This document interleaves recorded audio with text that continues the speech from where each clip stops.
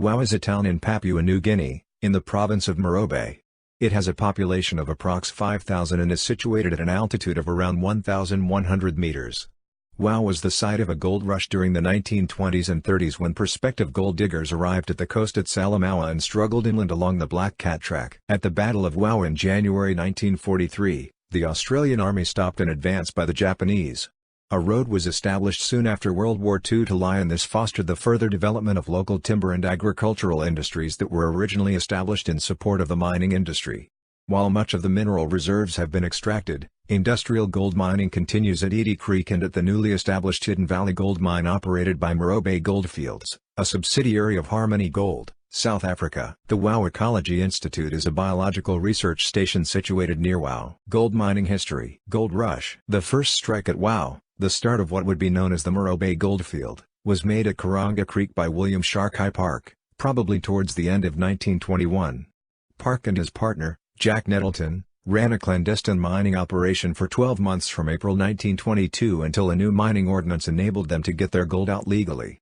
Nettleton, it is known, took out 6,000 troy ounces, or about 190 kilograms, of gold in August 1923. Only a handful of miners worked the field, rich as it was, until 1924. From 1924 to 1926 perhaps 20 miners were on the field producing about 200 kilograms of gold a year.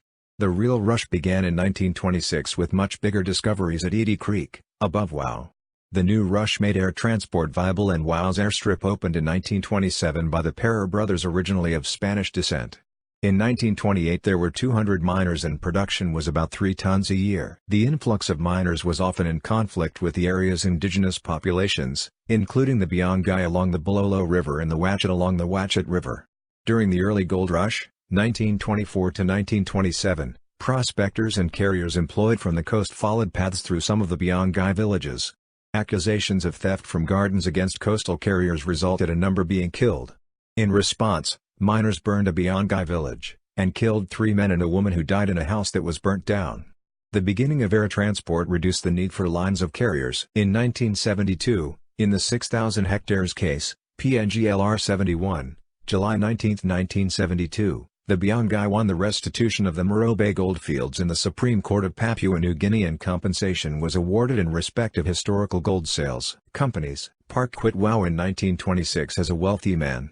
After this, properly capitalized companies were formed.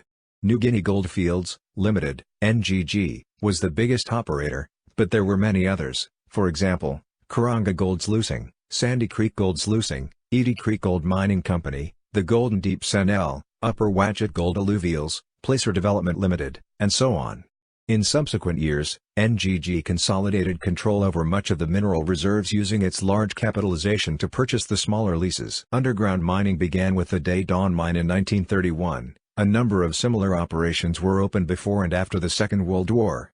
These mines were very small by modern standards, the biggest being Upper Ridges with a total production of 2.9 tons over 18 years. Open-cut mining was carried out at Golden Ridges Mine between 1932 and 1941. And other pits yielded gold in the Namie area both before and after the war. Most were small and short-lived. The richest was Golden Peaks, producing about 6.5 tons of gold between 1962 and 1977.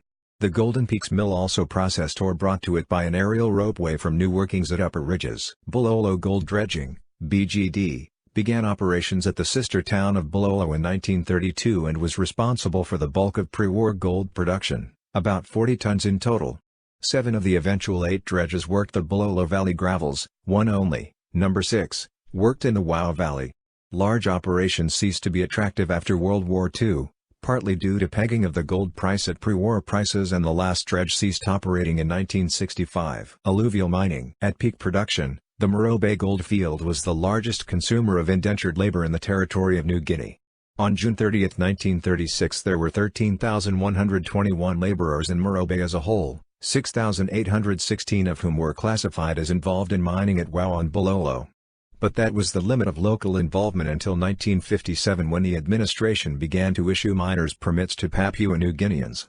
By this time the peak of alluvial production was past, but from this point the proportion of the total in local hands rose to 80% by 1975, according to a 1975 analysis of buying records. Most of the miners were, and still are, operating with the simple methods of dishing and boxing, or gold panning.